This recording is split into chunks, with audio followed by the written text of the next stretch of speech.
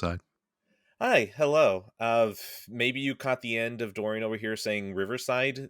Whatever, man. You guys don't need to worry about it. I'm still not paying to do this podcast at all because fuck all of you. It's not worth it. Dorian, how are you? I'm doing good. I'm doing good. We're I'm on vacation right now, watching Ooh. GDQ. So Ooh. living the good life, living the good life. Wonderful, wonderful. This is cutting into my Tears of the Kingdom time, so like that's oh boy. Not only is it cutting into my Tears of the Kingdom time, Nakey Jakey dropped a video. I don't know how long it is. All I know is that I will be sitting my white ass down to listen to that. So Is he sucking? Is he sucking off fucking Tears of the Kingdom? no. It's actually from software, which I wasn't Oh God, expecting. Look. Wait, you okay, there's no I chance can't. that you I never can't. watched his Last of Us No. 2 video, right? Oh, I did, and I can't stand him now because of that. So he can Uh, fucking die. hold on. First off, fuck you. Have you watched his Red Dead one? No, because the first video I ever watched of him was his The Last of Us one, and that would be the last video I ever watched of I him. hate you, man. I hate you. There's so much good stuff on YouTube that, like, specifically Nikki Jakey and Super Bunny Hop, like, they would have videos you would like. And when you're just like, nope, watch the wrong one. Can't do it. Can't do it. Yeah, well, Super Bunny Hop in particular, I feel like I could give another shot to one day, because really, like, I think he's even. I don't know if he's come around on it, but he's not as hard on it now as he was. I think. But no, Nakey Jakey, then never again. I think he's a pompous asshole, and I fucking hate that Last of Us video. So Look, just no. fuck you. Okay, come on. There's nothing. You can disagree with him. Pompous is not the word I'd ever use to describe him at all. At all. If No, I pompous. send you, if I send you a 10-minute video about him talking about music piracy in the early 2000s, will you try that at least? I can, like, you were there. You were there, okay? There's no fucking way that, like, I am younger than you, and I'll still like, yeah, man, fucking giving your computer AIDS for Linkin Park EXE. Fuck yeah. Like, there's no way you won't watch this and be like, okay, fine. We Well, disagree on this game, but we're fine here. I remember all that shit. Of course, I still remember. I remember. Funny story. I remember my parents going to see Signs, the M Night Shyamalan classic in theaters. The classic, okay, And that's a word. yeah, and I had to babysit my little brothers, and I was pissed because I wanted to go see Signs. So I downloaded an illegal copy off of, I think it was Kazaa at the time. Oh my god, Uh, Kazaa! yeah, I think it was Kazaa. So I downloaded an illegal copy, and I actually watched the entire thing while they were at the theater. And so when they got back, No! so when they got back, I was talking about the movie. They're like, "How the fuck did you watch it?" And you're like, it's called the internet. You guys wouldn't understand. Yeah, so that's one of my earlier memories there. But yeah, I was downloading music and shit. Napster's actually even a little bit before my time. I think. Oh, I miss Napster entirely. Yeah, I don't know if it was Morpheus before Kazaa. I think it might have been Morpheus, and I Oh think that was man. the first one I used, either Morpheus or Kazaa, whichever one was earlier. So Oh dude, no, Kazaa was where I cut my teeth, but LimeWire is where I LimeWire, made yeah, my home. Like yeah, and that's oh my god. I don't know if there was one after LimeWire, but LimeWire was like the last one I used. There is one. There is one. There's, you know how it is whenever you get into a podcast, your brain goes blank. But, there's someone who's listening to this. It's like, oh, how dare they forget that it's, oh no. It has to be like LimeWire specific. Like, for some reason, LimeWire became the brand that everyone afterwards kept spinning off of. So, uh, this is the one time I will ask for audience interference. Comment or message either one of us with what came after LimeWire. Anyways, I sent you the link for the video. Nakey Jakey illegally downloading music. The thumbnail has Kazaa and Napster and LimeWire. It's a good video. I don't expect you to report back on it. I just maybe even expect is the wrong word. More if you just casually have dinner and then you're like, I got 10 minutes. There you go. If he DMs me an apology for the Last of Us video, I will. Do you want to just give me like an hour-long YouTube video that you know for sure I'm not like I would never go out of my way to watch? Like I'll offer that. I'll have to think about it. I'm sure there's something. Maybe I'll get you to watch another classic PSP video. No. I was thinking for a second that you would be like, what if someone finally watches that Corn Shacks I don't like Breath of the Wild video? What Oh if God, finally one person? no, I wouldn't.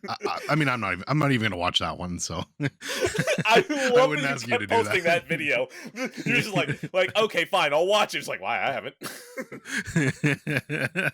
Yeah, no, I'm not even watching that one. I mean, I tried to watch like 30 seconds of it, but You're just like, yeah, no, whatever. The title's good enough. no. Yeah, the title's all I need, and his wonderful expression. Anyways, everybody, last episode, I lied. I did not only have Tears of the Kingdom on my list. It's just that I forgot to talk about April 1st to April 15th. But anyways, whatever I said in that episode is still true because I don't want to do anything other than Tears of the Kingdom. And my list from May 16th to May 31st kind of reflects that, because you're going to be looking at this as like, why did you watch those things? Shut up. Let's go through it. I'll explain as we go. So my list is, oh, holy shit. Damn, April 1st was a long time ago. The first thing on here is Resident Evil 4 Remake. Jesus Christ, that had an entire special episode. The Sopranos Season 4, Billy Madison. Nope. Wait, no. I've talked about this. Yeah, we talked about those. April yeah, 16th. Sorry, not the go. first. All right, going back. Minish Cap, Bojack Horseman Season 1 and 2, A Link Between Worlds, Tetris Effect, technically complete. We'll talk about it. Babylon, Mike Judge's Beavis and Butthead, Bridge on the River Kwai. Oh, holy shit, I never got to talk about that. And Bound. I watched Bound. Oh my god, okay. Tears of the Kingdom. By the way, this is May 16th now to 31st. Tears of the Kingdom, Mission Impossible 1, Gangs of New York, Step Brothers, Talladega Nights, Mission Impossible 2, Triple X, and Succession. There we go. That's my list. What's yours? All right, my list is Steins Gate Zero, Chaos Head Noah, Robotics Note Elite, Mirror's Edge, A Mystery Game, Pizza Tower, Silenced, Guardians of the Galaxy Volume 3, Blackberry, The Prince of Egypt, Hellraiser, and Little Woman. AT&T just texted me. Hi, it's AT&T. Looks like your Wi-Fi signal isn't quite reaching all the devices in your home. Go to www to find the weak spots. How do you know? How do you know? How do you what? Well, maybe it's like a phishing text. I don't know. No. Hold on. Let me check. No. It's AT&T. It's AT&T because if I check, and now they have your credit card information. Good job. Fuck. No. I mean, no. It's AT&T. They do. That's how I pay for internet. True. No, this doesn't make sense. Can they just? No. Never mind. The router actually caches if distance and whatever. Who cares? I'm thinking that is too hard. Bleh. Wait, no. Then I'm bothered. How do they know that it's a constant thing? Are they measuring like, oh, well, this thing has a low signal? No, I'm getting into it. This isn't a fucking Wi-Fi podcast. I don't care anymore.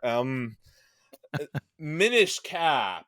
Holy shit! I did this so long ago, didn't I? There's even an entire Zelda top 10 episode from Backlog Brain Rot. Better show than this. Please, if you're listening to this and you're not listening to Backlog Brain Rot, please stop. Just cut this episode off. Maybe unsubscribe. Just go subscribe to Backlog Brain Rot. There's a lot of B's there. That's a good show. Anyways, yeah, Minish Cap is it's fine. It's fine.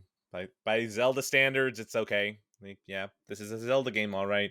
It's made by your favorite director, obviously, Fubiyashi. If you ask me to say his first name, just shoot me. I'm not going to remember it. Hideyamaru. Yes, of course. As you are his biggest fan, you would remember his name. I will remember his name. Yes, no, of course. Any moment you're going to get a tattoo of it. It's weird, though, because Minish Cap feels so generic outside of a dungeon. It's got the Wind Waker Link, which I'm okay with, but it's not Wind Waker Link. Like, it's not the same Wind Waker Link. It's just the same design, but it's like way earlier in the timeline.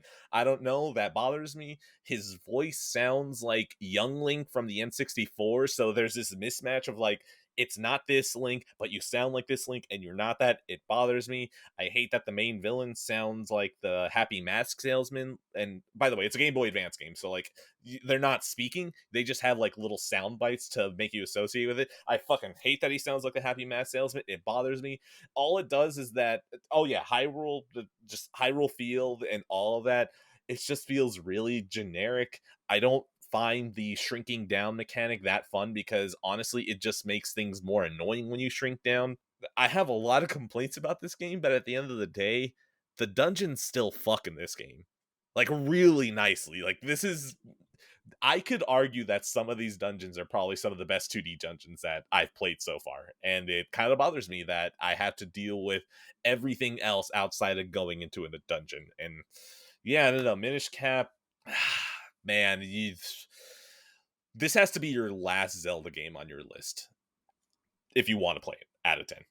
But like, also, there's a couple more I haven't played yet, so we'll see if that ends up sticking true. But so far, it's my least favorite Zelda. What's funny, actually, I just watched a speed run of this GDQ, and I Mhm. was thinking how good it looked. So it's something I definitely want to get to at some point. It Uh, looks but good. Yeah, no, it's but very pretty. but hearing it's Fubiyashi's game, I don't know so much anymore. But it is something I would like to try one day. I don't know. There's a part of me that's wanted to go back and not only replay some of these Zelda games, but like play some of the new some of the 2D games I've never played before. So we'll see if we get to that. There's a lot of games I need to replay though, and I think the next big one I'm going to start to tackle here pretty quick are the Metal Gear Solid games. So I think that's next up for me, Mhm. but we'll see. I might get to Zelda again at some point because, like I said, there are a couple of those games I want to replay. Specifically Twilight Princess and Wind Waker for the 3D ones, and then some of the 2D ones as well. So we'll see. We'll get there at some point and go from there. But yeah, I've never played it, but the speedrun looked really cool out of 10.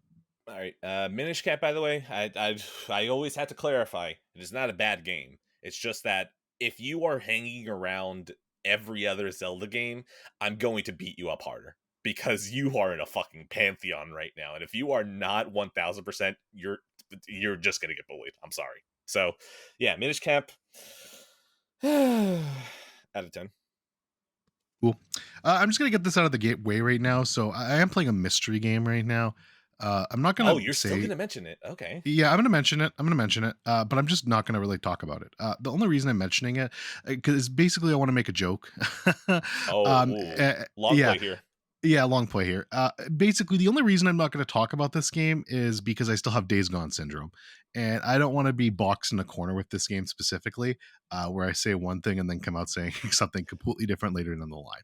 All right, I learned here's the my. thing. Here's the thing. I just want to say, yes, fair enough, fair point. What I will say is that knowing what the mystery game is, I still don't want you to talk about it. I still don't Yeah, want you to no, talk no, about I'm it. not. Yeah, and I'm not What going to. but what I'm saying is that you can still talk about it and you can just not say declarative statements that will bite you in the ass. Yeah, it's not as fun. Uh, that's not how I roll here on Passive Pixels. You know that. But no, Fine, fine. it's yeah. But yeah, no. So we're playing it. I'm not going to mention this game again until it's either done or dropped. Let's put it that way. At that point, then I will talk about it on here. But yeah, for now, nothing else. I'm like 20 something hours and we're progressing, and that's all I have to say. Yeah, so look forward to my thoughts on that at some point in the future. It's a longer game, so I don't even know if it'll be by the next episode, maybe the episode after that. We'll see. Hmm. All right, I'll get these out of the way. BoJack Horseman season 1 and season 2, they're both completed. Yeah, the show's good. It's good. It It is actually good. feels weird to watch a show that actually has characters and a bit of progression and a handle on tone where it can switch back and forth between comedy and just being like, wow, that's actually kind of fucked up. It feels nice, honestly. It'll be a shame that I probably never finish it because if Tears of the Kingdom continues to hold me the way it does, I don't know if I want to go out of my way to pirate it once Netflix says that sharing is done. Sorry, Bojack. You might be a casualty here of Netflix trying to kill itself. Good fucking job, Netflix. You had a good show a couple of years ago, and now I probably won't want to watch it because you're going to hang yourself. It's okay. When you die and you have to sell off your IP to the streaming services that Netflix is, maybe I'll watch it there out of 10.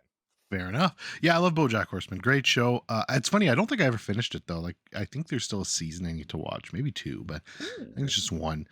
So I do want to go back to that at some point, but it also feels like I'd almost have to completely rewatch it now. So I don't know, Mm. maybe. But yeah, good show for sure. Wait, All right. oh, I never wrote down that A Link Between Worlds was completed. I'll go ahead and write that in, but it doesn't matter because it's your turn anyways. All right. Let's talk about what are we gonna talk about? What are we gonna talk about? Here, let's get this out of the way. Not because I'm negative on it, but I'm not as high on it. So I mean, whatever. We'll talk about the Prince of Egypt. So I watched the Prince of Egypt. Thanks to you for Oh, sending it to me. I do like it. Don't get me wrong. It's a good movie. I'm just not in love with it.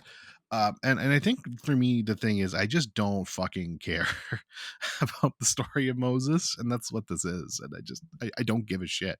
That being said, the how do you music's all not care after the beginning, man? Like, it doesn't well, matter. You can throw that shit at the beginning of a Transformers movie. I'll fucking pay attention. look, if we're rating the opening 15 minutes of a movie, it's 5 out of 5. Like the opening 15 minutes of this movie is incredible. It's a great song, and the music's really good all the way throughout. Really good animation quality, everything like that. So that's all really solid and well made. I love hearing Val Kilmer. Big fan of Val Kilmer. Really good cast all around, actually, and they all do a good job here. But yeah, I just as it went along, I'm like, yeah, I mean, this is the story of Moses. I'm sorry, I don't care. I don't care. And that's fine, but it's still a good movie. It's still like if you're into that, you're gonna like it even more than I did. And even if you don't, you're gonna get enjoyment out of it. Like I still enjoyed my time with it. I still thought it was definitely worth watching. I just can't say it's one of my favorite animated movies ever. That's all. How would you like to be executed? I don't know. How did they do it in like the Prince of Egypt? Just like locusts or something? Like you could just get some locusts to like pick me So apart. that was kind of like the plagues at the end of it, but I could imagine that, if a Jew wasn't working hard enough on the pyramid, they probably just tied you to some horses and pulled. So like, I don't know. Do you want to opt for that? Yeah, that no, that sounds good. Let's do that. Okay, we're actually gonna use donkeys, so it's even slower. Okay, don't, let's do. Can we have like two donkeys at least? Get some multiple donkeys. No, no, no, no. It'll be one donkey per limb, and they're just gonna Oh, be really stubborn about trying to pull. all right, and make it the donkey from Shrek too, so he just doesn't shut the fuck up while he's doing All of them will be voiced by Eddie Murphy, but like it. now Eddie Murphy with less energy. There you go. Torture. Anyways, you suck, and I hope you die. Yeah, I Yeah, but like the movie. It's a good movie. how dare it not be an all-time classic? Oh, I that's mean, fine. like I That's fine. said, the opening 15 minutes is incredible. Like that Deliver Us song is so fucking good. Like well, after that, I was like, oh man, this is gonna be like one of the best movies ever. And unfortunately, it didn't hold up that way. But that Okay, opening was heat, absolute heat. I don't know, man. That opening immediately was like, yeah, I'm in. I don't Oh, really it's so care where good. we go from here. Like, yeah, I don't know. I'm in. We're just watching this. Moses, you're gonna do your thing. You're gonna split the water. We're all okay here, boy. Let's go. So, yeah. Also, I'm just the animation in this movie. I'll just leave it Oh, it's there. great. We're on a 2-hour time mark anyway, so go ahead. Yeah, no, it's great. Oh yeah, my turn. What am I talking It's about? your turn. I'm great at Oh, hosting, so aren't I? 7 out of 10, by the way. Deliver us out of 10, man. Oh boy. Jeffrey Katzenberg, you fucking madman, you did it. You really did eat Disney's lunch for the first 15 minutes. All right, A Link Between Worlds. All right, let's get a little controversial here. This is what I wanted A Link to the Past to be. All it did was just shave off some of the old edges on Link to the Past, like some of the moments in Link to the Past that annoyed me, just needing silver arrows to defeat Ganon literally at the end. Like, I go into A Link Between Worlds, I buy some items, I solve a dungeon, we get cooking. I feel really stupid sometimes when I go into these dungeons and I figure it out. Oh, that feels good. My only complaint though is that it feels like was like one dungeon longer than the game needed to be. Like that's about it. I don't really have any other issues. Shout out to this Ganon though, because I think it's technically the same Ganon as Link to the Past, which means that this motherfucker like pretty much destroyed Hyrule once in Link to the Past. Now he's back, and he actually held the two Triforces at one time, and I think it might be the only time that a Ganon has done that at all in any of these games. So shout out to Link to the Past Ganon, which is A Link Between Worlds Ganon, because he might be the GOAT Ganon. Like this man is destructive, and there's nothing we can do to stop him. I do. I want to play that game too. Honestly, like I said, I have a very huge blind spot of 2D Zelda. I think the only one I have played really is A Link to the Past. I don't know if I've played Hmm. any others. I'm trying to think. Okay. Yeah, I think it's just A Link to the Past, which I really like A Link to the Past. But yeah, so 2D Zelda is just a massive, massive blind spot for me. And Link Between Worlds, I believe, is just the sequel to A Link to the Past, basically. So, It's uh, almost the same game. Like, it just feels like the yeah, framework is exactly the same. It's not the same Link, which is weird. It just feels like it should have just been the same Link, but whatever. Yeah, no. It's just like, hey, do you want a newer Link to the Past? And if the answer is yes, then yeah, go for it. yeah. All right. No, I agree. That sounds exactly what I would like. So I definitely gonna play that at some point. So it's on my list. It's another one I gotta play. Yeah, but wait, the 2DS. Okay, so I'm guessing that's for I'll just you. emulate it on Steam Deck. Yeah. Is that I don't is that worthwhile? I think so. From what I've heard, it's actually not bad. Like you can just bind this. Like I mean, I guess it depends on the game. Like if it's critical to have both screens up at once, it might be a pain in the ass. But I think for most things, it works pretty fine because you can either just kind of minimize it off to the corner, or you can just like push a button to basically like swap between them, like just by the push of a button. So I think it's Can doable. you have both screens up at the same time? I think you can. It would just be smaller, obviously, because you're Okay, cutting the no. screen real estate in half. But yeah, Okay, that's fine then. That's fine. yeah, Okay, I guess just have whatever your dominant touchscreen hand is. You probably just put the screen on that side. yeah, yeah, exactly. All right. So yeah, Link Between Worlds. Hey, that's a good game out of 10. Cool, cool. Let's talk about Mirror's Edge. I played Mirror's Edge for the first time. Yeah. Fun little game, man. I sucked at it. I was fucking horrible at it, but Same. yeah, but really, really fun game. I like it. It's not really like, I mean, let's be real. It's not really a typical Addi game in a lot of ways, but it was definitely an enjoyable time and worth playing. I think the big thing for me with it was just how cool some of the gameplay moments were, like the momentum in that game. I've never really like. I'm sure there's other games like it, but I don't know if I've played any other games that quite use momentum in the same way. Just like when you're kind of building up your runs and you know how to do jumps and parkours and tricks like that. So Mhm. yeah, that was really cool about it. And even though like I sucked at it, it was really good. Like the autosave system was really fair, I found. Like you're never going back too far. So while some parts did take me quite a few times to get through, I think I only spent like 6 hours on the game in total, just because you know it was done so well. So I played on the normal difficulty, so there was really nothing too bad. But yeah, no, super fun game. I mean, the story is just kind of a whatever burger. yeah, who I didn't really, cares? yeah, I didn't really care about that, which is why I'm not higher on it, I guess. Again, in terms of characters, who cares? I mean, That's also Faith not was the good. game. Yeah, like Faith was good, but and I like her. She was pretty memorable, She's but a she exists. She she has a exists. design. Yeah, but That's about everyone, it. yeah, but everyone else I could care less about. I did the sequel I've heard is not good. Oh, it's But one of those things that it makes you sad because the idea of like a Mirror's Edge open world sounds like it wouldn't be too bad of an idea. But the problem is that you need to handcraft that entire fucking world to make it fun to navigate. Because if you don't, then what is the point? And they did not do that. It just feels like an open world where moving around feels like a chore. And the fact that the entire game is moving around, what did you do? What did you do? yeah, that's unfortunate. It was $2.69 on Steam though, so I bought it. Because I'm like, you know, for $2.69, if I end up dropping it and not liking it, I'm okay with that.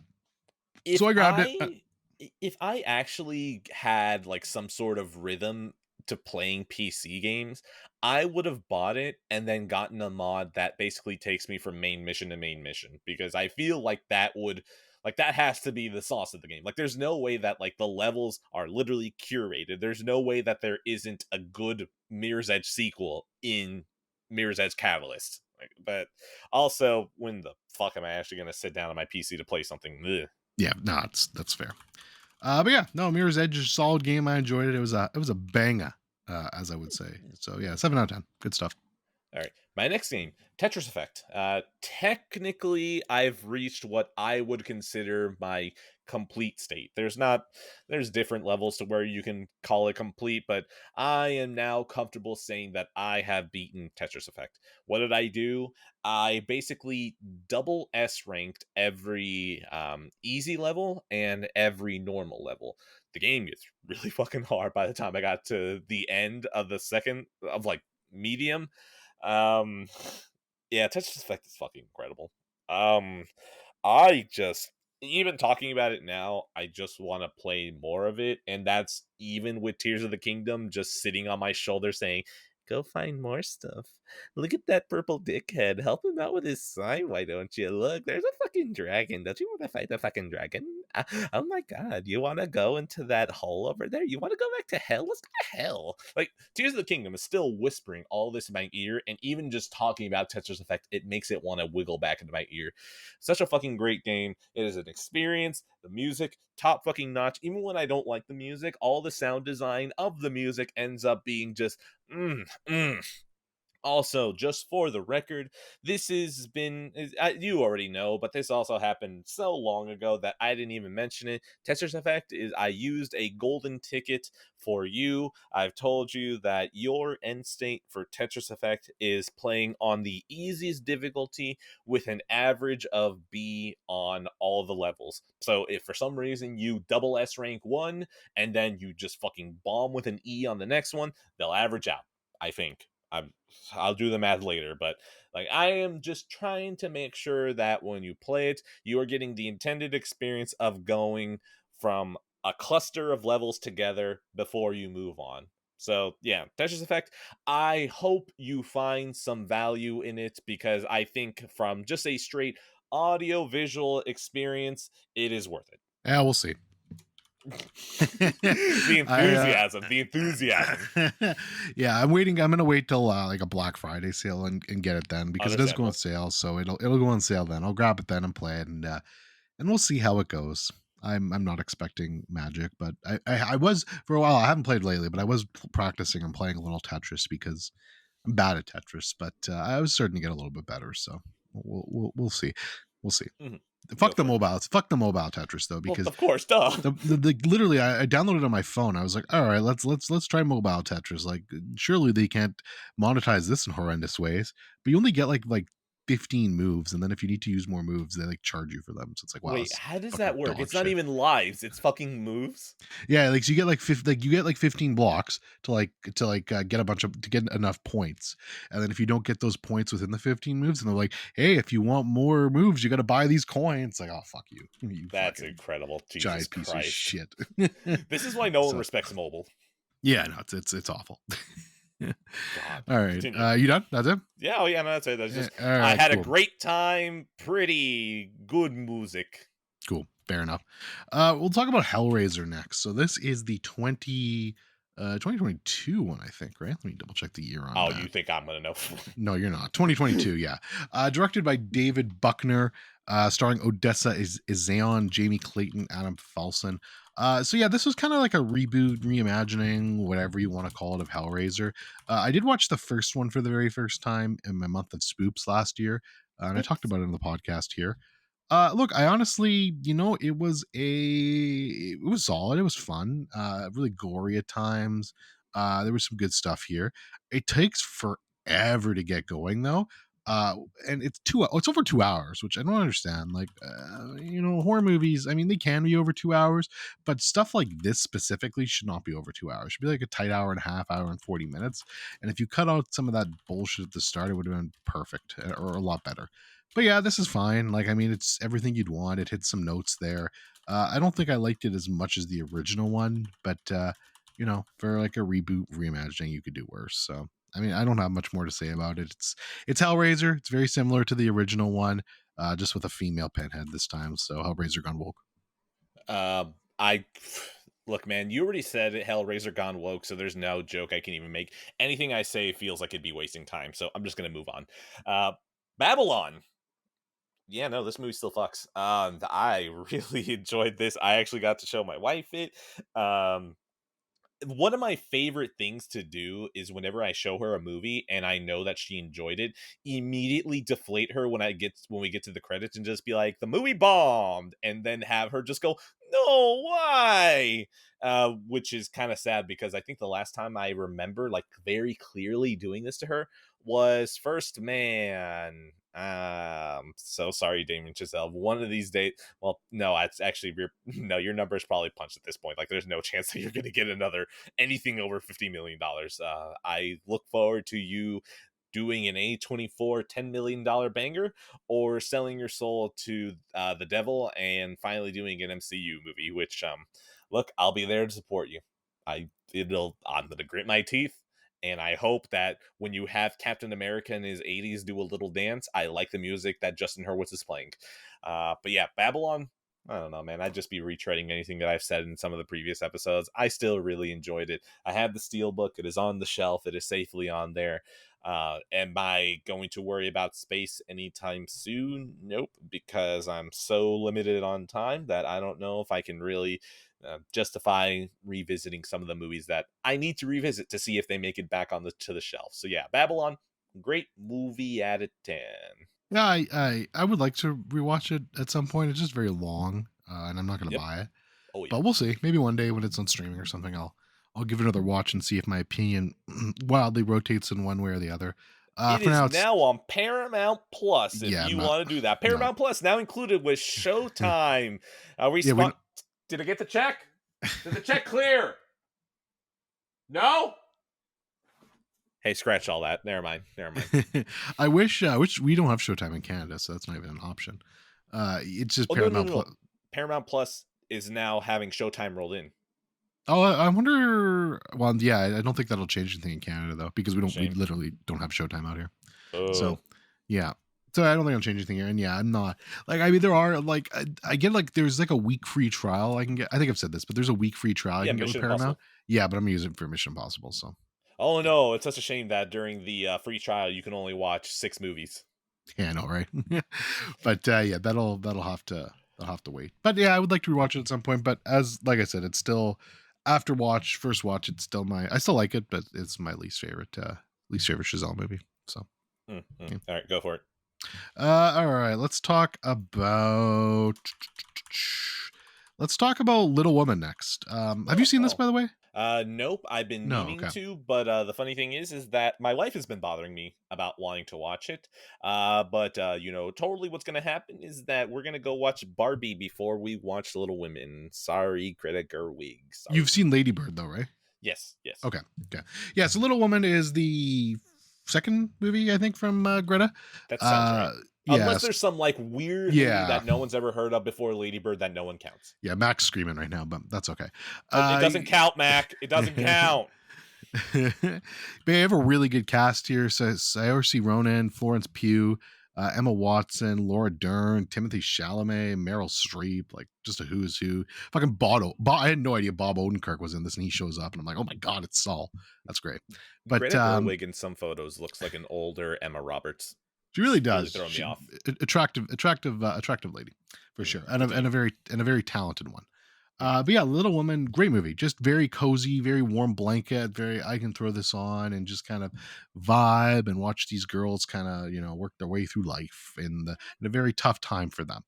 By the way, But we were right. There was totally just a movie that no one cares about that she directed called Nights and Weekends. The Wikipedia.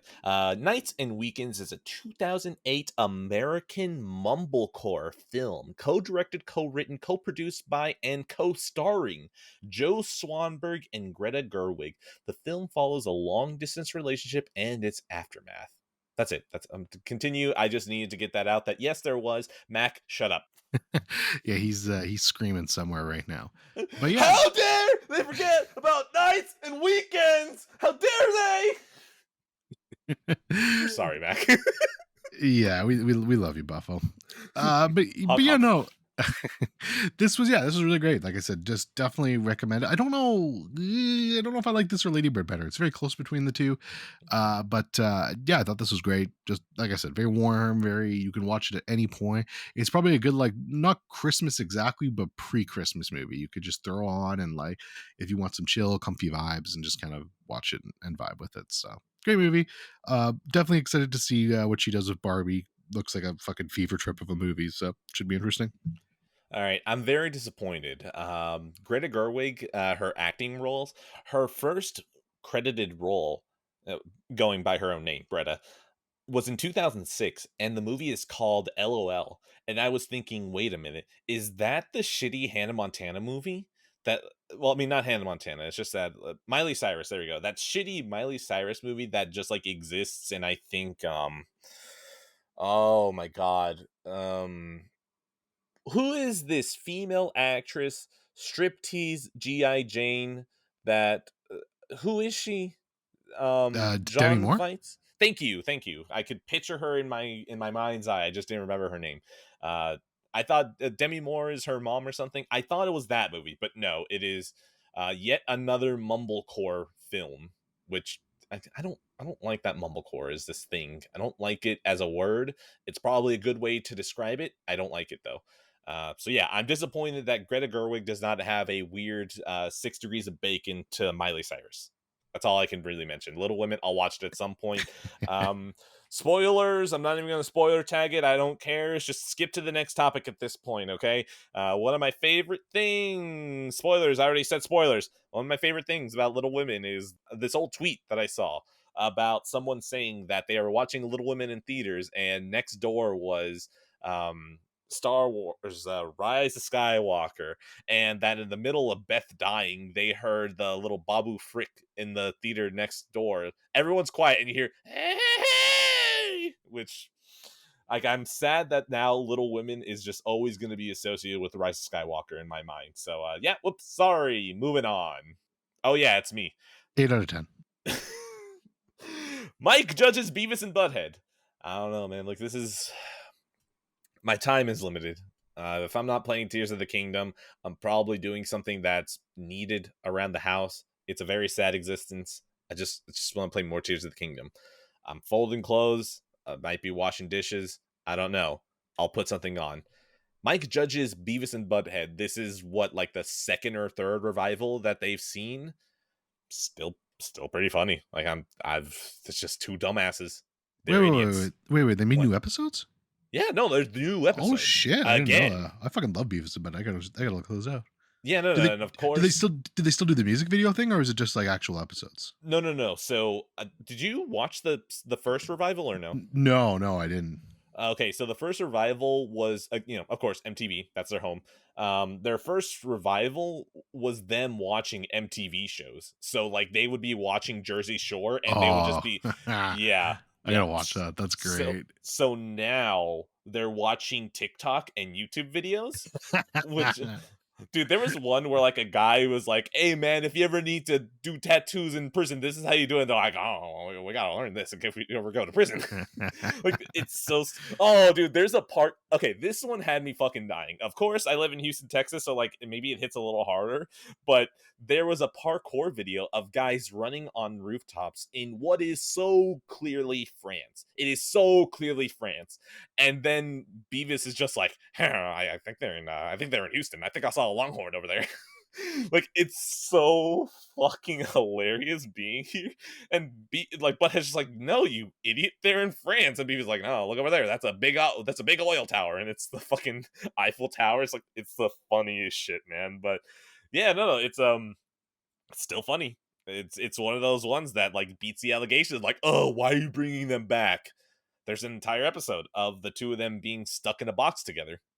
Stupid, but fun. So yeah, Mike judges Beavis and Butthead. My score is you beat the allegations out of 10. Yeah, I gotta watch it out of 10. I love Beavis and Butthead, so I'll Again, you definitely try have to look 7 into that. days. 7 days! So, you can't watch anything but the Mission Impossible movies. It's literally just that. That's the only thing you can watch on Paramount Plus. But, that's there too. Cool. All right, let's get the sponsored soy segment out of the way and talk about Guardians of the Galaxy Volume Soy, 3. Very cool! Directed by James Gunn, starring Chris Pratt, Zoe Zanata, Dave Bautista, Karen Gillian, and a whole bunch of others.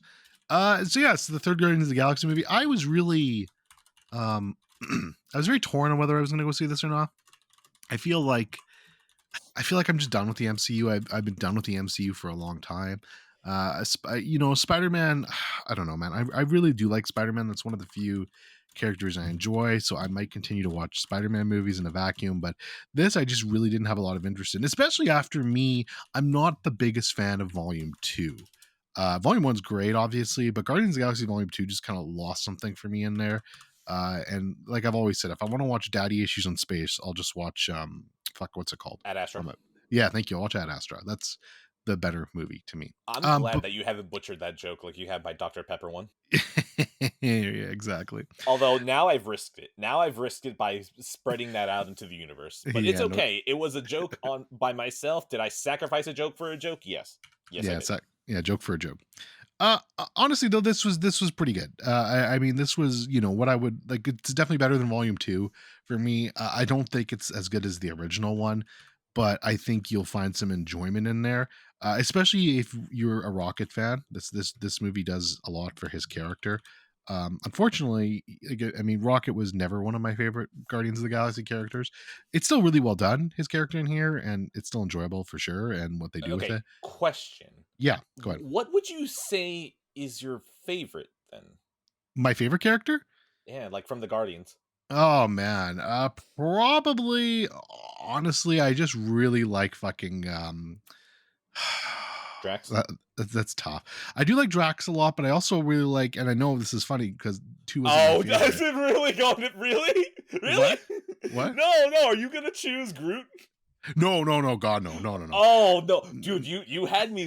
Come no, on, with the way you're talking, how could it not have no. been like that? Was Mantis is what I was gonna say, okay. because I really like Mantis a lot, and I like Fucking Vin Diesel hater number one choosing. yeah, no, and I love Gamora and Nebula's just their interactions and stuff like that. So I mean, don't get me wrong, Rocket's not a bad character. The only character I don't like is fucking Groot, honestly, for reasons. Um, but yeah, no, this is good. I mean, it's a solid movie. I think it's nice because you can go in, you can watch this movie. You need no prior MCU knowledge that you might have missed, other than obviously the first two Guardians movies. And you And that really, Gamora died. yeah, and that too, because they do bring it up a lot. But it's I funny, just they I kind just wanted to fucking spoil it. I well, don't care. and it's funny, It's Marvel. Who cares? they actually, it's funny because they do actually, like, I think they know that there are going to be people that watch this movie that haven't watched MCU lately, because they kind of just like do like a rapid fire segment where they kind of get everything out about it. But yeah, and then I really mean, you isn't can that because Gamora is fucking dead and she's a wiped slate, basically? basically, yeah, it's a different multiverse Gamora here now, so whatever. I mean, it's wiped slate. It's wiped slate. It's White basically slate, having your yeah. cake and eat it and eating it. Yeah, exactly. So I mean, it's solid. It's a good conclusion to the trilogy. I don't. It's good. It's pretty good. I think again, people are definitely fucking overrating this, but that's fine. I do think James Gunn has a certain way he does stuff that just makes it more enjoyable than the regular comic book stuff. Like for honestly, I would take Suicide Squad over this, but I think the best one he's done is still Guardians One. I am interested to check out Superman though eventually, because Gunn's doing it, and Superman's very different than the normal type of stuff he normally does. So I want to see what he does with that. So I'll probably check that out. I will always watch Batman. Batman's just Batman for me. But I mean, especially with what's Batman and Spider-Man are the ones that like make you yeah, gout. absolutely. But other than those, I'm not gonna. I think I'm just perfectly content of sitting out of soy now. Although I'm gonna go see the Flash because I think Okay, no, it's but gonna be fucking that's hilarious. morbid curiosity. Yeah, That's like yeah, the Flash is morbid curiosity. I have to fucking see what's going on with this movie because people are acting really fucking weird about it. I mean, just Um, everyone is like the Flash feels so much like if all of Hollywood said, "You want to see a dead body," and you're just like, "I, yeah, why? Who wouldn't?" yeah, it's so the whole thing's so bizarre to me, and like I expect it to be like, like a month after this movie, after the Flash comes out and it's sold its tickets and it's done everything it's going to do, they're going to be like, yeah, Ezra Miller's no longer ever working in Hollywood again. Like I'm just waiting for that No, to no, announce no, it. no. Have you seen the reports though? Now?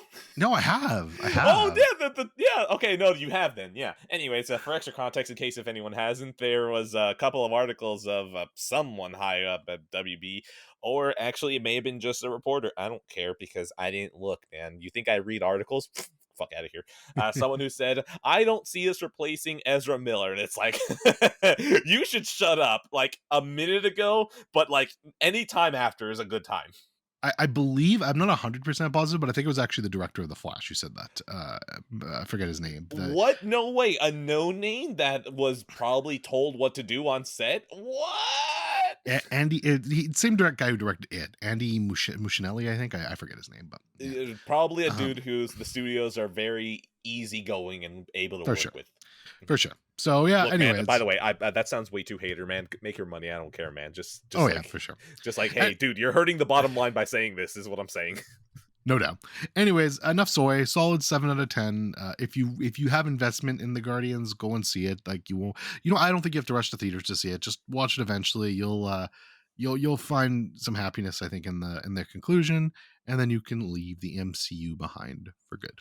Short leash. This is a short ass leash when it hit leash when it hits Disney Plus because man, I am super fucking burnt down on capes in general. Batman 2 and Spider-Verse are pretty much the only thing that are gonna get through because live action Spider-Man, I'm done with you until we get you out of the MCU. I don't care. So yeah, no. Short leash. I'm giving this like 20, 30 minutes, and if you don't have me, I am out of 10. That's fair. All right. Bridge on the River Kwai. Speaking of fucking Kino, oh my god. Bridge on the River Kwai. Don't you ever just there's something about old cinema. Just whenever it feels like they have these characters that are just rigid. There's nothing about it's flat characters that you admire still. They may have just a little bit of scruples on them that just like it's a little grime on them. It's an old movie, so you know that they're not going to be fucking raping natives to make you go, wow, they're a complex character. Like, no. It's just a nice, simple story with what would feel very subversive in the 50s that now feels quaint.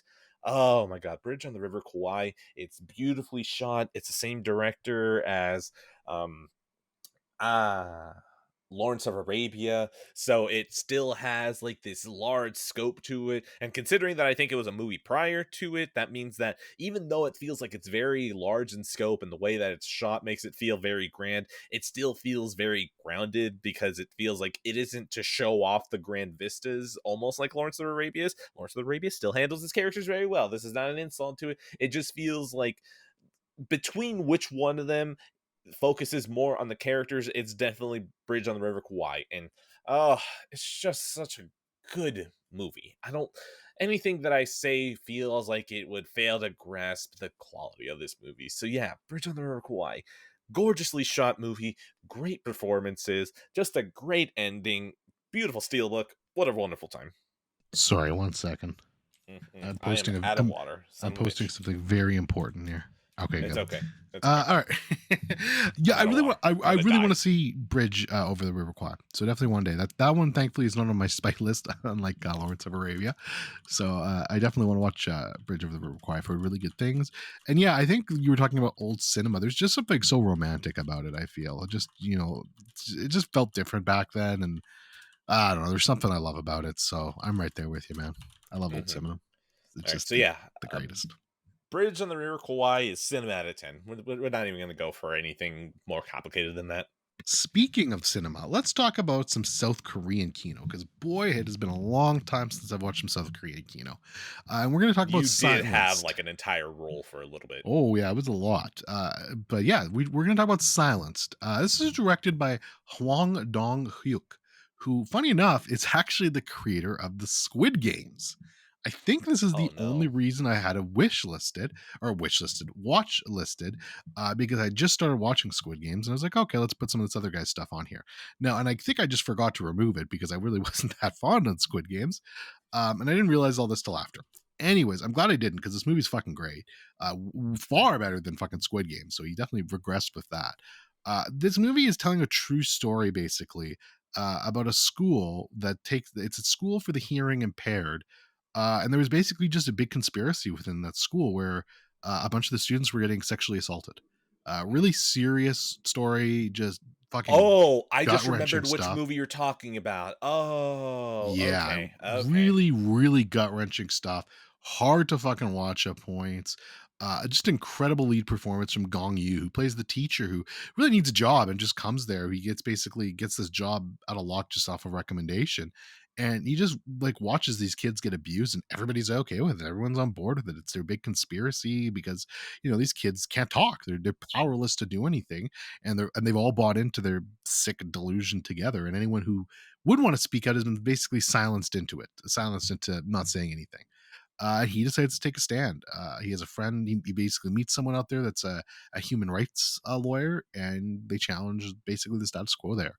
And yeah, it's a hard watch at times, but it's fucking great. It's very important. I've read a bit about the story after. It's just as horrifying in real life as it was here, um, and it did lead to some changes, so that's good. But yeah, great stuff here. Definitely, you gotta be in the right mood for that sort of thing. But really, really well made movie. If not incredibly tough to watch. One of the harder movies I've had to watch in a while. It's something I would never watch again because there's some scenes where you're just kind of sitting there clenching your fists and I wanted to punch something. Yeah. Man, I don't know where I stand on this. I just feel like I like to be in a proper mental state, which is rested before I take some challenging movies, which is like, by the way, I'm still in April 16th, April 30th. So like once we get to like May 16th and May 31st, it's just like, oh yeah, you've been taking it light. Yeah. I don't know if I ever watch this one. God, I would like to though. I would like to out of 10. Oh yeah. Yeah, it's very good. I know you're not as high on South Korean Kino, but I think this one's pretty Different director universal. though. So like I'm willing to try it. Yeah. Well, and this one's very like I feel like anyone can watch this as long as you're okay with tough subject matter like that. I feel like you could watch this and take something from it for sure because it's a challenging watch, but it's an important movie. So really well made. I gave it a 9 out of 10. I love this movie. Great All stuff. right. Bound. For some reason, it was on the Criterion channel. I don't know why. Directed by the Wachowskis. Just going to leave it there. Not going to say brother. Not going to say sister. The last episode was titled "Apologies to Elliot Page." I don't want to do another apology. Bound is a very good, solid movie. It is very weird seeing basically what is the entire Matrix team, because it was the Wachowskis, same cinematographer, which I think is Bill Pope or something Pope, the same composer. It was so weird seeing that core team doing something that is so not Matrix that it actually kind of pisses me off that probably the reception of the sequels for the Matrix probably stopped them from doing another project. I don't know if they ever work again after Revolutions. I probably just, that's not something that I was paying attention to until Bound made me notice it. But I feel like I am robbed now if they didn't have at least another project after the Matrix that they all worked on, because Bound is great. Like it just feels like this little lesbian noir thriller, no, thriller drama. It could be on the edge right there. Either one I feel covers it pretty well. But no, it's just this little tight movie that you can definitely tell has a budget with the amount of locations that they use, but they use it so intelligently that if you don't know the budget and you don't really have the eye for it, you can just watch this movie and just have a fun time. So yeah, no, Bound is highly recommended. If you ever feel like you just need, I don't know, like 25% of a hit of Matrix that you've just never seen, there's this right here. Bound was just hiding here the entire time. So if you ever just need a good Wachowski hit, here you go. I've actually never heard of this movie. Really? Okay, no. Never. So this movie was their trial run before they were given what was a high budget for the Matrix, which, dude, the 90s were so different. I think a high budget for that was like 60, 70 million dollars. Yeah, What a fucking time, huh? no doubt. But yeah, I actually really like Jennifer Tilly too. So and Joe Panliano's in this too. I like him a lot. So Wait, hold on. Who was the other girl? yeah, Gina Gina Gershon? Gershon. Yeah, Gina Gershon. That girl fucks. Yeah, she Like was that in Face Off. Really good in Face Off too, which is that fun. girl, she can stare a fucking hole through you. It's one of those things of like fear and sexual attraction are right next to each other when you look at her. Yeah, no doubt. Definitely gonna watch this. Yeah, I never for some reason I'd never heard of this movie before, so I'll watch this at some point. It's unfortunately not streaming anywhere. I have to rent it, so it'll be probably a while before I watch it. But I will watch it $63 nonetheless. million dollars was the budget for The Matrix. Jesus, Oh yeah, my it's god. definitely different times, my friend. Different times. Okay, hold on. I want to check what the budget was for Bound comparatively. 6 million. Holy shit. Oh my god, that's fun. Hold on. Okay. What's a good movie? You know what? Let's look at the budget for After Sun. Huh. Mm, After Sun couldn't have been that expensive, right? No, I doubt it. After Sun's probably a few million, I'd imagine. 8 million. Yeah, Okay, bit more than I expected, but that's weird. Okay. I don't okay, no. After Sun might have been a bad example because like I look at that and I'm like, yeah, that makes sense. And I was trying to see if I can find something that didn't make sense. Oh well, whatever. We're moving on. Bound, good movie out of 10. all right. I'm gonna bang out these three now: Steins Gate Zero, Chaos Head Noah, and Robotics Note. Elite. Mm, So gonna this fucking kill is myself. yeah. So this is more of the science fiction adventure series. I have finished Steins Gate Zero and Chaos Head Noah, and I have started on Robotics Note Elite. It's kind of the game I'm playing with GDQ going on right now, along with the mystery game too. But I'm not talking about that, obviously. Steins Gate Zero, I talked about it a little bit in the last episode. It's done now. I forget if I used this comparison on the last episode. So if I did, I'm going to repeat myself and I apologize. But if I didn't, basically, Steins Gate Zero to me is kind of like Persona 5 Strikers in the sense that, is this a great game? No, it's not.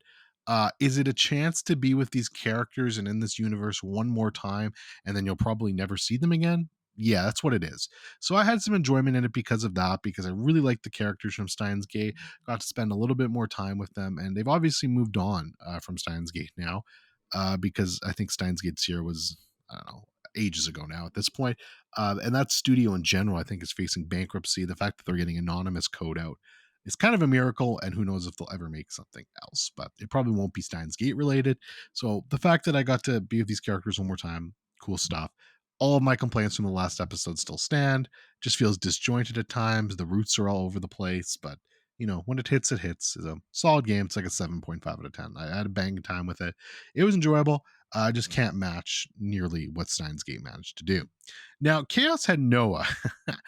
Oh boy, this one, this one's an interesting game. So you know how I said, Ed, that if Steins Gate like had like a couple like less Japan moments, that I could universally recommend that game because it's so fucking good, the story, that if there was just like a couple moments where it was like fucking Japan, like I would easily recommend that to everybody in the universe, right? Chaos had Noah. I don't think there's a single person in the universe I could ever recommend this game to, because it's probably out of 24 hours of gameplay 24 hours of playing this game, I would say 20 hours of that was Japan.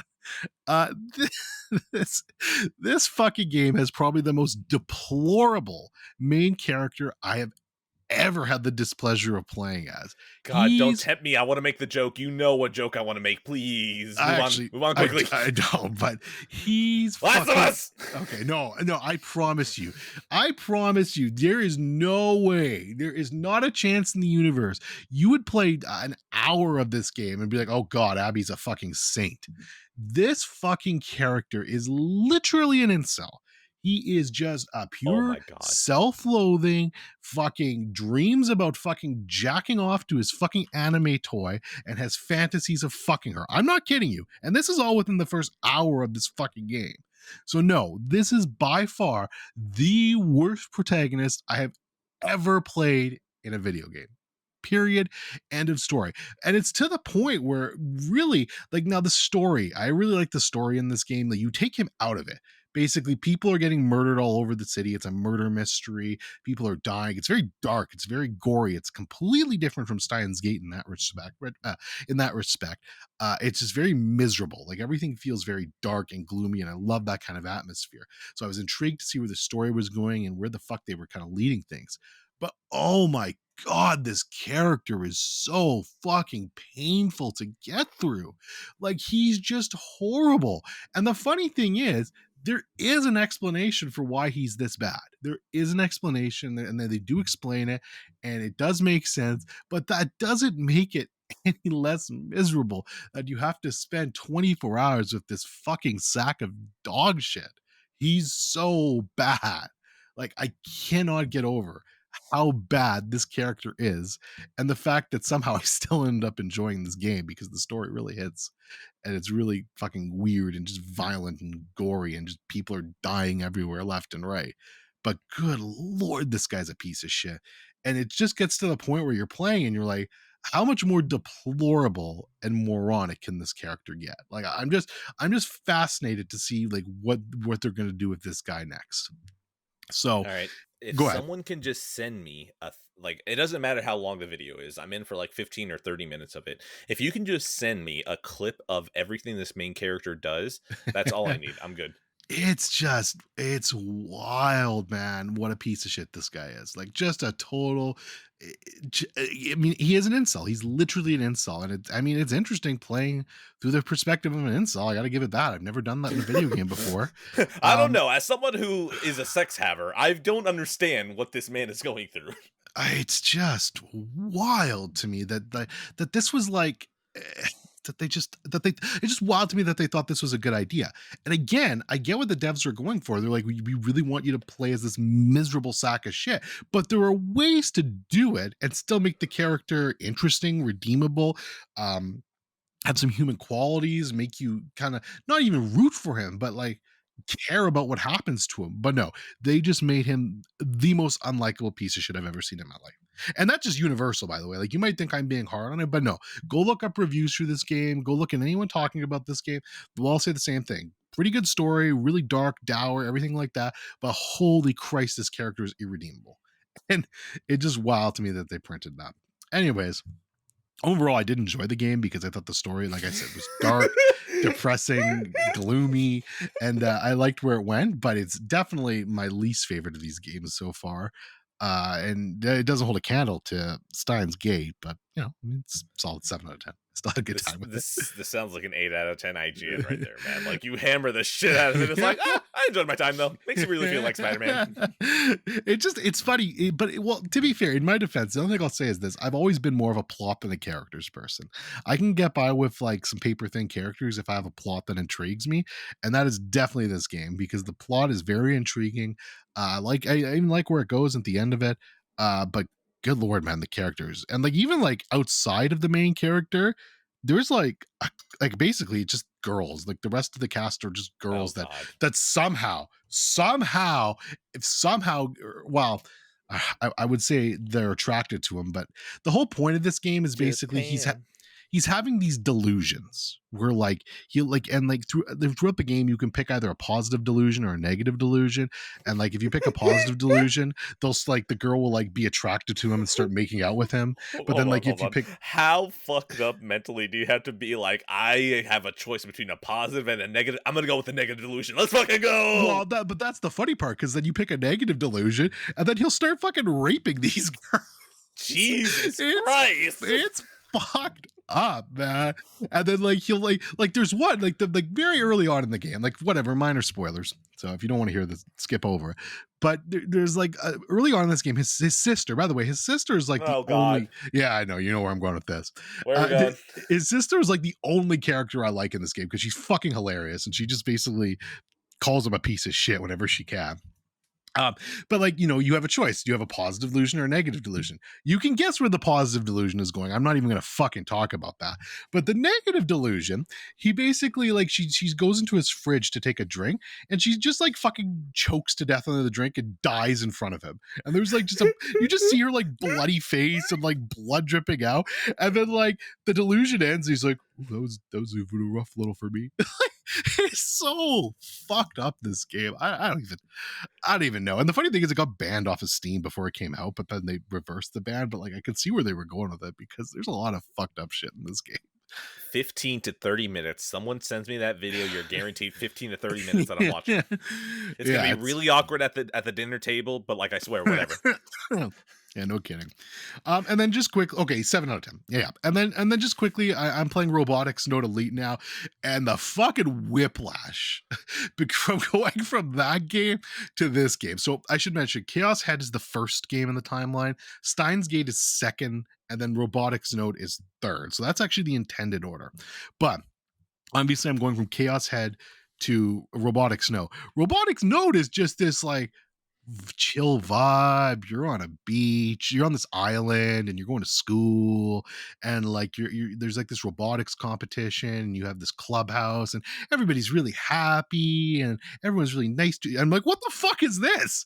I just went from this guy dreaming he's raping everyone to this. Like the whiplash on these games is fucking insane. But yeah, I'm about like a few hours into this one, so very early, but it's a very, very chill vibe, completely different from Chaos Head, and that is much appreciated. We'll play more and figure it out. But that's all I have to say. All right. I have nothing to add. Just someone send me that video. So instead, I will read this. Sean Mason, wonderful Sean Mason, got an email from school. Unfortunately, there was a small fire in one of our classrooms located in the modular wing of our building. The fire was due to a TikTok challenge that is currently trending among preteens and teenagers. The challenge involves creating and posting a video to TikTok where teenagers put hand sanitizer on their hands and light their hands on fire. Students involved in this incident were trying to recreate this TikTok trend, which started in a classroom fire, a small one. A response to the fire alarm, the students and staff evacuated the building quickly and safely. I just wanted to read that because, wait, hold on. All right, hold on. What is this? Hello? Hello? Oh, no, we're not doing, nope. It's that, dude, these fucking people call me all the time. They're like, please donate to the cops. It's like, no, please stop bothering me. Okay, yeah, no, that's, I got nothing to add. I just want to say the person who did that at Sean's school probably has the same mental capacity as this fucking character from the video game. What's his name? Hold on, I gotta look up this guy's name just so everyone can know how fucking bad this guy is. Okay, while you do that, I'm just gonna get this out of the way because, like, look, man, we're just gonna pile on negative shit here. Step Brothers, no, Yeah, thank you, no, thank you, no, thank you, thank you. no, I don't understand why people like that movie so much. I don't get it. Thank you.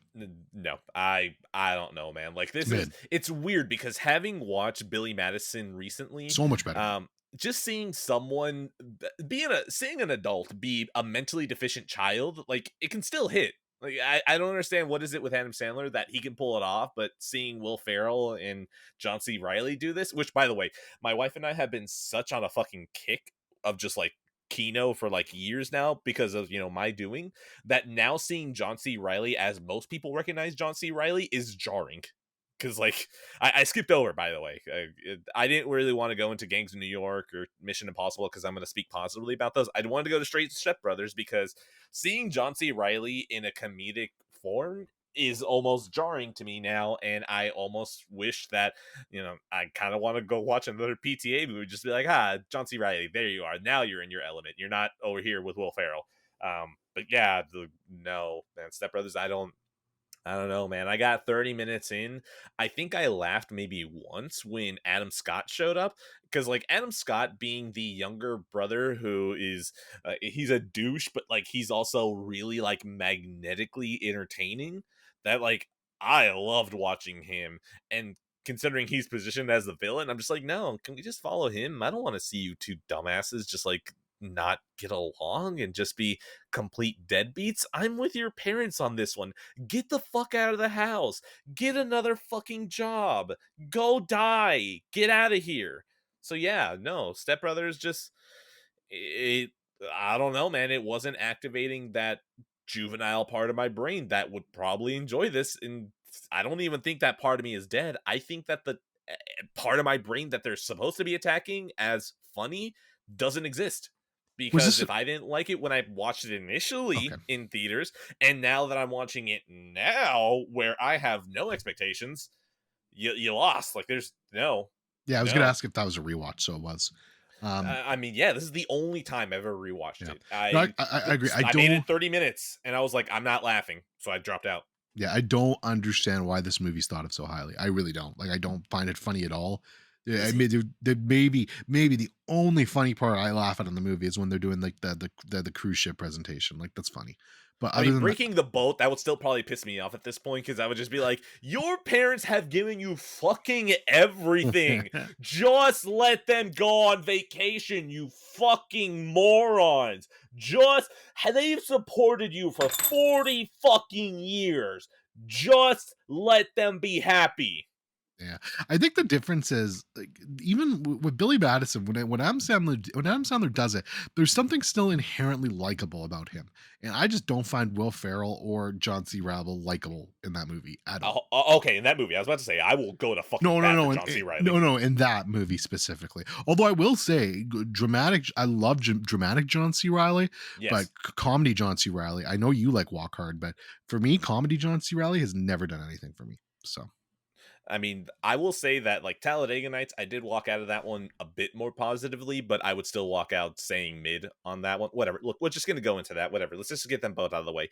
Talladega Nights. After I bailed out 30 minutes from Step Brothers, I went to Talladega Nights.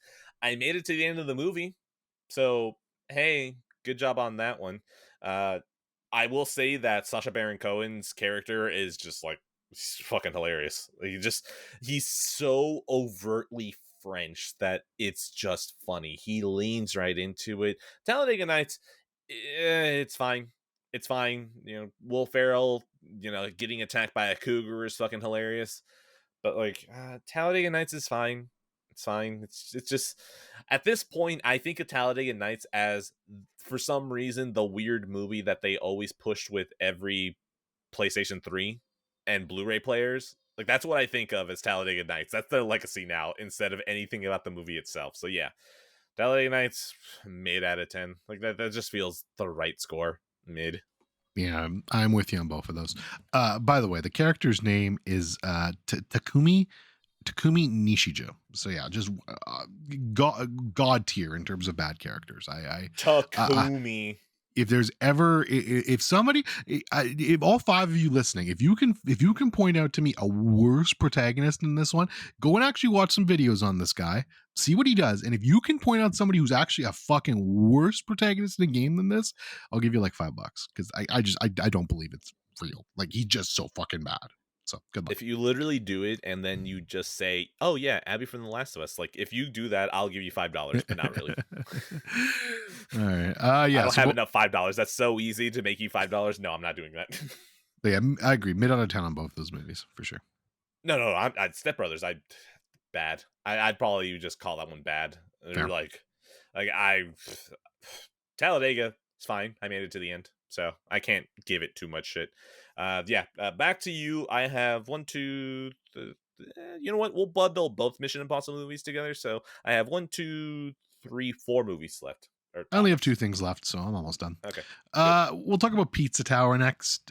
Made by Tour de Pizza, starring Tour de Pizza. Tour de Pizza, starring the great Peppino, and he needs to charge the pizza tower, get his toppings, make some money. Well, typical pizzeria things. So Moki, bless his heart, who was on the Resident Evil 4 special episode, which I still need to listen to. It's on my list, but it's a good one. I'm sure it'll be fun. It's always special episodes that I'm just like, yeah, I'm happy about, and then we get out of the main episodes, and I'm like, God damn, I should just fucking cancel this show. Unsubscribe. But but Moki, he gifted this to me, which shout out to him, very nice of him. So I got a chance to finally play this. I've been wanting to play it for a while. It looked like a perfect Steam Deck game. Platformer, definitely stuff I usually juice. From what I heard, the soundtrack was incredible and it lived up to that. Just a phenomenal soundtrack here. Very positive on this game overall, though. Just great, really fucking great game. It took me. It's the type of game where it takes a bit to get the mechanics, but once you do, it's very easy to play, very fluid. You can get through the game in about 6-7 hours, which is what I did. But if you want to master this game, there's a lot to it. There's so much to this game. Like, every level has like 3 different secrets, and then there's like these janitors you have to find, and there's an artifact in each level. So you need to bring the janitors to the secret room and get the artifact. And then, if you don't know how it works, basically every level you basically go through, there's 5 toppings you need to find. You get $10 for each topping. And then there's these secrets and artifacts. When you reach the end of the level, though, you basically need to backtrack through the entire level and escape before a time limit hits. So it's really cool in that regard, basically. And then as you're going through the level, you'll see the level design kind of at work, where you'll see areas you can't get to that you'll know, okay, I'm going to be going that way on the way back, probably. So you can kind of take a mental note of it and figure it out. And it's once, like, at first, like, you kind of panic a bit. Like, there was one level where, like, twice I think I didn't escape in time, and I got really mad because you have to redo the whole level. But after you get the hang of it, like I don't think I fucked up one more time the entire game. So it's not bad. They give you plenty of time to do it. Now, it gets hard though, is sometimes like specific toppings or the janitor rooms, for instance, or secrets specifically, you have to do on the way back. And that's when it gets a little bit more time crunch if you're going for 100%, because you're going to have to kind of get through all these areas and do it really quickly. But yeah, no, just a, like I said, really fun game to play. Soundtrack is incredible. The art style is really good. I've definitely had a great time with this game. I actually put it third for my 2023 games so far. So I definitely had just a fantastic time with it. If you're into that sort of game, you'll love this. It's only on Steam Deck, right? Or I played it on Steam Deck. It's only on PC, Steam right now. It's not on any other platform. Um, I'm sure it will eventually come to other platforms, but I guess the creators have been kind of smacking down, specifically Nintendo fans that are begging for it on Switch. So I don't know if they're in any rush to do it, but they've been kind of like smacking on port beggars, which I always find cool. So shout out to them for that. Uh, Honestly, this feels like it'd be perfect for me on a Switch Lite. Um, Yeah, oh port no. begging, boy. It's okay, man. I'm not begging for the port. We got more than enough games over here, but like, I'm sorry, man. Like, I would be very interested in this game if I could play it handheld, and I swear to God, I'm not getting a fucking Steam Deck. I literally have a Series X staring at me that hasn't been turned on in months, okay? Like, I don't, there's no chance that a Steam Deck is cracking through here, okay? No. But yeah, no, Pizza Tower, whatever their version of Megalovania is, whatever that one Oh, song is that's it's going to so be good. that big pop out song, I heard that and I immediately went, that shit is fucking fire. I Oh will yeah, play you at some point. the Which, entire the entire go ahead. soundtrack is fucking fire. It's so good. Okay, hold on. Which reminds me, have you ever heard of a game called Dust Force? uh, maybe. Okay, well, don't worry about it. Basically, the only reason I bring this up is that statement I said of "What the fuck is that? That is fire. I'm gonna play you at some point." I said that about Dust Force in 2012, and I still haven't played that game. Yeah, no, that's fair, and I do get it. It's, sometimes you just don't get the games for whatever reason. But yeah, I no, I still think really want to play it, man. That Dust Force soundtrack is like really fucking good. no, the soundtrack in I don't know about that one. I'll have to look that up. But the soundtrack in Pizza Tower is clearly a strength of that game. That just every fucking song is heat. And from level to level, like I'm not going to spoil anything, but from level to level, they introduce new mechanics and they do new ideas, and it never feels old. It always feels fresh. Some of them don't hit quite as hard as others, so you do get a little bit of like that, where it's like, oh, this idea is better than this idea, but it's still cool that they took so many swings and shots and most of them hit. So, and it keeps it a fresh, engaging experience all the way through. It's not many levels. I think it's like 20 levels total. And then some boss fights mixed in there, which are all, the boss fights are all really, really memorable and really cool. So yeah, if you're into that sort of thing, platformers and stuff like that, can't recommend this game enough. Like I said, it's my third favorite game of 2023 so far. It's behind just Hi-Fi Rush and Trails Azure. So yeah, Yeah, no, I want to play this, but also you got to get to a console. You got to meet me where I'm at because I'm not going to PC. Like I swear to God, I'm not. Anyways, I sent you a link for one of the songs from Dust Force. Right, the song is "Upside Down Stalagmite." Just give that a listen at some point. You'll listen to it and be like, "Wow!" When this game is on a Steam sale for 99 cents, I will play you. Like the song is that fucking good. Like it's just it's heat. I'm listening to it right now. oh, you are? Oh, dude, like just the way it opens up, like, oh boy. And then at some point, like there's this counter melody that kicks in. It's like, ooh, it's fucking hot. It's funny. The first comment is the music you've composed for this game is brilliant. Yeah. Oh, like, Yeah, dude, yeah. I've There's never something played about this that. There's fucking something game. about that old style like chiptune, like 2D music. I love that. It's so good. I love that. It's good shit.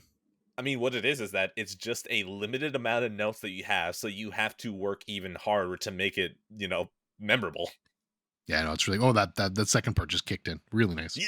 Yeah. Oh boy. Oh fuck, man. I think I don't even have this album. I need to figure out okay, hold on. I think they actually said that they have a Bandcamp link. Can I pay you for FLAC files? Can I pay you? Like if I can pay you for the FLAC files, I'll fucking do it. Uh Buy digital album for $7. Yeah. Okay. Wait, hold on. Hold on. Why did this guy compose music for Tunic? What? Oh, good for him if he did. It says full digital discography, and the first image there is Tunic. Holy shit. Buy digital discography for 25, 50 or more. I hold on. Oh shit. Uh 25 or 50 or more includes unlimited streaming of all 7 releases via the free Bandcamp app plus high quality downloads as MP3 FLAC or more. Yeah, I'm gonna keep this saved. I might actually just buy everything that this man has done in FLAC for $25. Like that's really fucking good. So yeah, Dust Force out of 10. What were we talking about? Pizza Tower. I will play Pizza Tower if you meet me where I'm at some point. Out of 10. Yeah, it's my turn, isn't it? My phone fell over. All right. Mission Impossible. Let's get these out of the way. So, with the new movie coming out, I wanted to make an effort to watch these. Now, I've had the 4Ks for months, maybe a year. I don't really remember anymore. I've had them sitting there for a while, but Tears of the Kingdom has me in its grasp, and I don't want to watch anything or play anything that isn't Tears of the Kingdom. So my standards have lowered, which is why, you know, Gangs in New York, look, fucking love it. I know it wasn't going to make the shelf. I just wanted to show my wife because I think, Gangs in New York is such a weird little movie that it's fun to watch. But Step Brothers, Talladega Nights, Triple X, like, come on, man. Like, it's just slop here, okay? But yeah, Mission Impossible is not slop. It is very good. It is definitely got that Brian De Palma fingerprint on it way more than I expected because this feels so much more like a spy thriller. Like, this is a spy thriller. This is not a spy action movie. This is like, no, man. We're going to have some double crosses here. It might be a little bit hard to follow, but keep up, man. It's okay. Like, if you're not paying that much attention, you're going to fall behind. But, no. Mission Impossible 1 that's a good movie. That's very well crafted. Yeah. I don't know if there's much I can say besides that Brian De Palma knows how to make a movie. And yeah. Oh, I forgot the entire reason I was even mentioning the whole preamble. The way that I've tied myself into watching these is that my wife, her sister, and then her husband were all watching them weekly. So we watch Mission Impossible 1 week. The next week we watch Mission Impossible 2. This coming week we're going to watch Mission Impossible 3. Basically, so hopefully I am ready by the time that Dead Reckoning Part 1 is in theaters that I can watch it. Because I need to tie movies to something now to break Tears of the Kingdom out of me. Because holy shit, that's all I want to do with all my free time. By the way, keep in mind, I said free time. Step Brothers, Talladega Nights, Triple X, that was not free time. That was in the middle of me doing other stuff, okay? So, yeah. Mission Impossible 1, that's a good movie. That's solid. Mission Impossible 2 is yeah, it's got that John Woo stink on it, and John Woo was not told to not go full John Woo because he full John Woo'd here, and it was pretty funny. I'm gonna say something really stupid, and I recognize how stupid it is. Mission Impossible 2, I'd probably watch again over the first Mission Impossible because I don't have to pay that much attention to it. The action is very dumb sometimes. I could see Tom Cruise slide everywhere with dual wielding pistols. It's really hard to say no to that. But yeah, Mission Impossible 2, it's kind of a mess. It is a charming mess, but to go as far to say it's a good movie, it's competent. I would never bring the word quality close to it just at all. Like, I'm not doing that. So, yeah, no. Mission Impossible 1 is a legitimately good movie. It feels very much spy, thriller. Mission Impossible 2 feels like a hodgepodge. It makes me really want to drive a motorcycle. Yeah, that's where I stand on both of these movies right now. I'm just not gonna comment because I need to rewatch these movies. So I No, don't. no, no. Okay. Give us your uneducated take first. My uneducated take is 2 was one of my favorites that I've seen. So How many I of them really have you seen? Yeah, I've seen one. I've seen 1, 2, 3, and then I've seen. I'm trying to think the new ones. I've seen at least one of the new ones too. Ghost Protocol. I don't think I've seen. What was the newest one? Oh, Fallout. Okay, I've seen Fallout. Okay, I'm kind of hoping kind of hoping that, this will just stay the ignorant take. I'm not even going to jump on you. I'm just going to be like, I hope your mind has changed, because even with me, like, I watched Fallout in theaters. Even me going back to it, it's like, it feels like it's wrong to compare the first Mission Impossible to Fallout, but I'm still taking Fallout. Here's the problem with Fallout, I think. It's just that I hadn't seen any of the ones prior to it besides obviously the The original same. 3. So Same. okay, all right, well then I don't know. Maybe I won't change them, but we'll see. I need to rewatch them all and see what I think of it because I don't know. We'll see. We'll see. Wait, hold on. I think I prepped by watching the previous one, but if you told me to name anything that happened in that movie, I can't. Rogue Nation? I think I can name the name, but anything else that happens in it, there were motorcycles, but I'm only saying that because that's on the poster, and I think Tom Cruise swims at some point. That's all I got. So, yeah, technically true, but also I don't really remember. So, yeah, no. Mission Impossible, we will continue unless something catastrophic happens that pulls me away out of 10. Goop. All right, my last thing on my list is Blackberry. This was directed by Matt Johnson, starring Jay Baruchel, Glenn Howerton, and of course Matt Johnson himself. It's a story of Blackberry, Canadian company, and just how they basically kind of lucked into taking the cell phone world by storm, and then couldn't adapt. It's a fascinating story, one that's definitely stretched for truth at times, but it's very entertaining. Glenn Howerton just playing fucking Dennis Reynolds, but more successful is fucking hilarious to me. And that's basically what he is in this movie. And it's fucking great.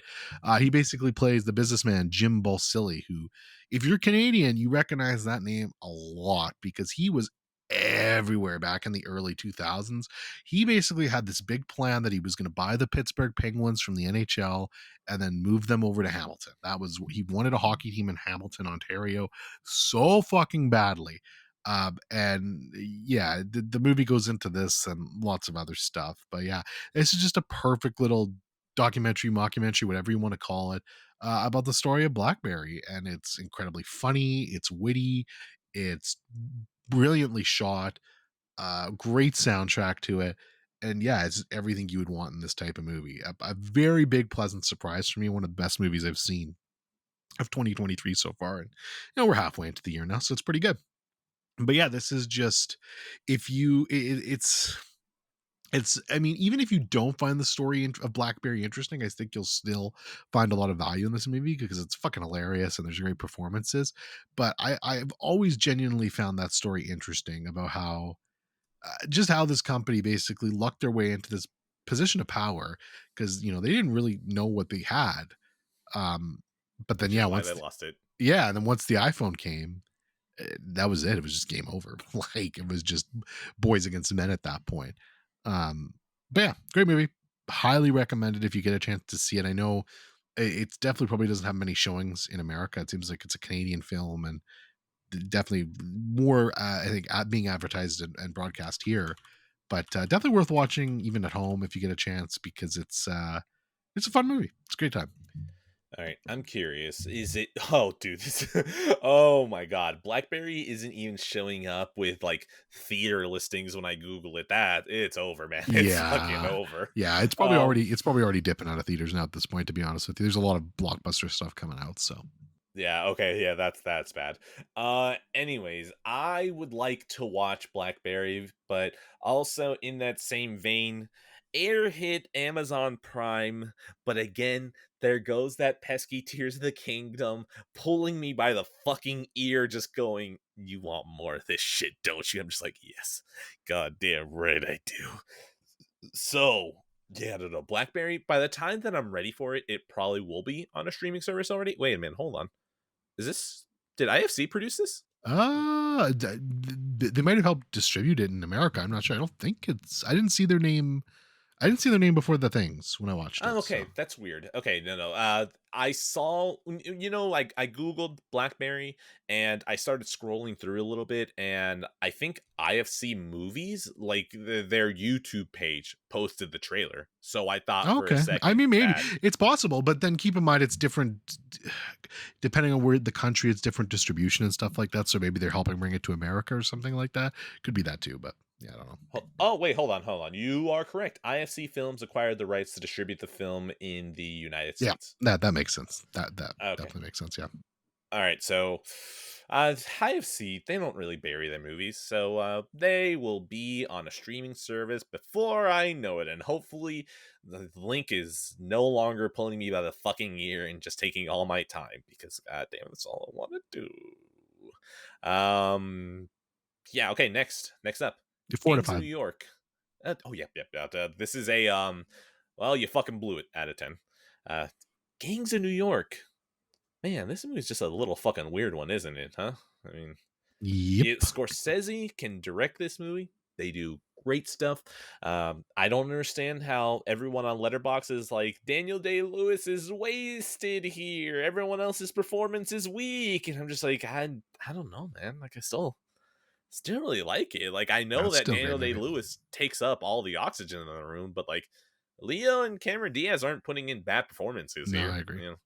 I mean, it's just that, it's Daniel Day fucking Lewis. Like, I understand if you're not going to be able to step up to Daniel Day fucking Lewis. So, honestly, anytime that Bill the Butcher shows up on screen, of course he fucking takes it over. Of course it takes it over. There are some people who are like, what if the movie was all about Bill the Butcher? Which, granted, that'd be pretty sick. But I don't know, man. I kind of like the Bill the Butcher, like a little bit like my Joker. What happens if you give him full focus? Well, I know that you enjoy your origin of the Joker, but this isn't the origin of Bill the Butcher. Oh, well, actually, note that. Mm, would I want to see the origin of Bill the Butcher? I don't think I would, just because now that I think about it, I feel like that would maybe take away some of the mystique from him. So you know what? No, like I don't know, man. It just feels weird to complain about Gangs of New York because like it's still a really fun movie. It's still like it paints with a broad brush. Like it's just a kind of a simple tale of Leo.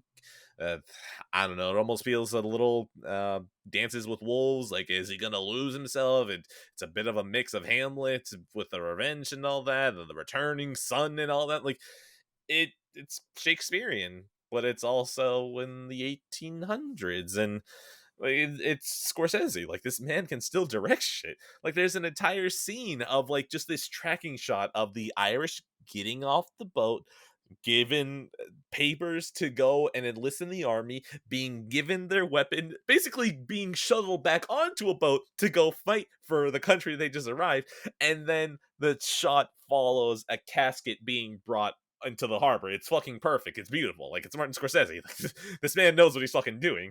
And I don't know, man. Like, I just find it weird that people beat up on a movie that doesn't even feel like it warrants getting beaten up on, because it just sort of seems like it wants to have a fun time. Like, it's not going that complicated or like pretentious where I understand being beaten up on it. It just feels like an odd target.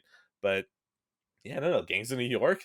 Uh, Definitely now watching it a couple years later, it's like, oh man, the CG is a little spotty here, but I understand. You're not going to be able to find an 1800s harbor whenever you want to have an establishing shot. I understand that you're not going to be able to build out 2 miles of 1800s architecture to be able to get the shot. That's fine. It's fine. I'm not going to complain about it. But yeah, no, Gangs of New York. It's just a fun little weird movie that, and always glad that whenever I watch it, I will continue thinking, man, this is a little weird one, but I also still enjoy myself. At 10. Yeah, it's a fantastic movie, and I think it just shows fucking good Martin Scorsese is to me. When I really like this movie, I think it's fantastic, but it's not even in my top 10 for him. I think that Yeah, just shows the quality of filmography this fucking guy has. But yeah, no, I think it's great. I don't buy the whole, like you said, like, yes, don't get me wrong. Daniel Day-Lewis fucking steals every scene he's in. He's incredible. But that doesn't make everyone else's performances bad. It's kind of similar to me with, I mean, on a lesser level, but for The Dark Knight, I think Heath Ledger's Joker is incredible. But, Aaron Eckhardt's still a good Two-Face. Everyone's still putting a good performance there. And I don't people think give that, shit to like Christian Bale on that yeah, one. I'm like, yeah, yeah, just yeah, back it off. Like, yeah, you're no, fine. He's exactly. good. He's good. Exactly. So, and it's the same thing here. Leo was solid. Cameron Diaz was good. They all put in good performances around him. It's fucking Daniel Day-Lewis. Yes, Yeah, he's fucking exactly. incredible, and it's a character that's just meant that's perfect for him, that he chews up and spits out. So, Great movie. Like I said, it's literally not in my top 10 of Scorsese, but I mean, that's not a knock against the movie. That's just the man's fucking filmography and his career. So fantastic film. Definitely, it's like you said, and I think it's a good way to put it. It's one of the weirder ones from Scorsese for sure. It definitely has a little bit of pacing issues. It could be a little bit shorter, but other than that, I think it's a great movie. Could it be? Yeah, I guess, but like the fact that I still sat in and I watched it and I enjoyed myself and I don't really remember any downtime in it. I don't like sure 5 or 10 minutes, but I don't think there's really much that you need to cut because by the time I was done with the movie, I was like, yeah, that was good. That was good. Like I don't really have any issues with anything in the movie. I think maybe the only thing is like it's like that was good. That was great. No notes. I don't know what I could tell you to make better, but I don't know if I don't know. I don't know. I enjoyed myself. That's all that matters. Yeah. The N word out of 10. God, there's every time that Martin Scorsese gets to have an N word, it's a magical time. True. All right. That's just I'm running the show from here, right? Yep. It's all you. Okay. All right, next one. Triple X. I did not finish this one. I think I got about halfway through and then I just realized I don't want to go back to it. I don't know, man. This is just it feels like metal scene homeless Bond and I'm good, man. I remember the scene of Vin Diesel stealing a Corvette and driving it over a bridge hitting way harder. But now watching it again, I'm just like, this is whatever. I don't know, man. I feel like I've watched YouTube videos that go harder than this now. Um, I got halfway through and I was just like, oh, this is just way worse Bond, like way worse. And now it is also grimy ass Russia, just under, well, not underbellies, underground spots. Just, I don't want to deal with any of this. I was barely paying attention to it. Occasionally, what I will say is that every single time that they had like a big action scene, like the Corvette, good coverage on it. I'm trying to be nice here, man. At some point, because like I did notice it.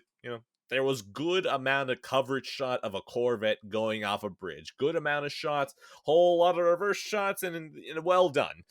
There's a time when a motorcycle is landing on a building that is exploding. Very good coverage shot on that. Yeah, they got it from literally every angle. Looks great. That's it. That's all I can really say. Triple X, man, it is shocking now, especially with now the later Fast and Furious movies no longer having Paul Walker. It just makes me realize, man, Paul Walker was carrying some fucking load for you. If now that I see you alone, I'm just like, man, we're good here, man. Can we just keep you to one word roles, please?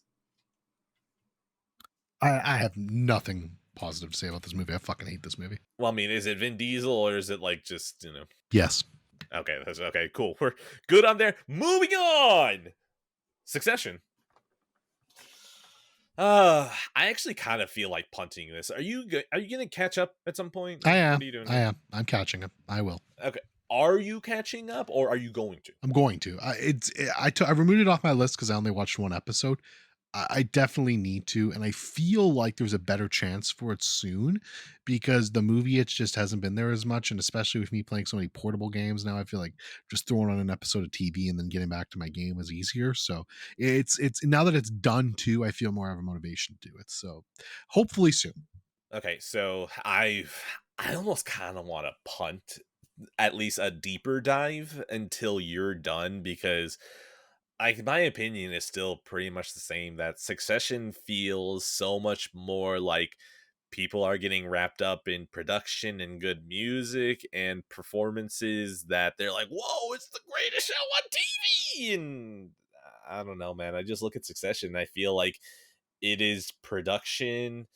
It's weird. It's weird because like I can compliment the acting. I can compliment the high production feel of it. I can compliment the music, I can compliment the acting, I can compliment the good dialogue writing, and it all of it feels like it just comes up short to make me think that it feels like it's way more of a hollow show than it actually is. And I'd love to be convinced otherwise, but so far with the show ending, by the way, ending good ending. Yeah, that's, I don't know what else you really do as an ending. That was very good. And I still feel so much like the show was fine. It was fine. Maybe at some point, one of the YouTubers I watch will make an entire hour-long video of, whoa, oh my god, Succession changed my life and saved my dog that drowned 10 years ago. And I'll be like, wow, I'm stupid. I have to go and rewatch it. But as it stands, like, mid is too harsh. It's fine. It's fine. I'll get to it soon. Hopefully, I really like it. I'm definitely more positive on you, so I'm excited to watch this final season. Perfect. All right. So yeah, we're punting it. End card. Hey, look at you. You got to the end of the episode. From episode 0 to the day that I finally get lazy and cancel the show, a big thank you to Joey Rawlings for providing the perfect name for the show. Be sure to always give him thanks, either out loud as you're listening to this, or you can just send him a thank you tweet at boogeyman117_. That's boogeyman117, IE instead of Y, double O. Be sure that it's an underscore, not a dash, 117.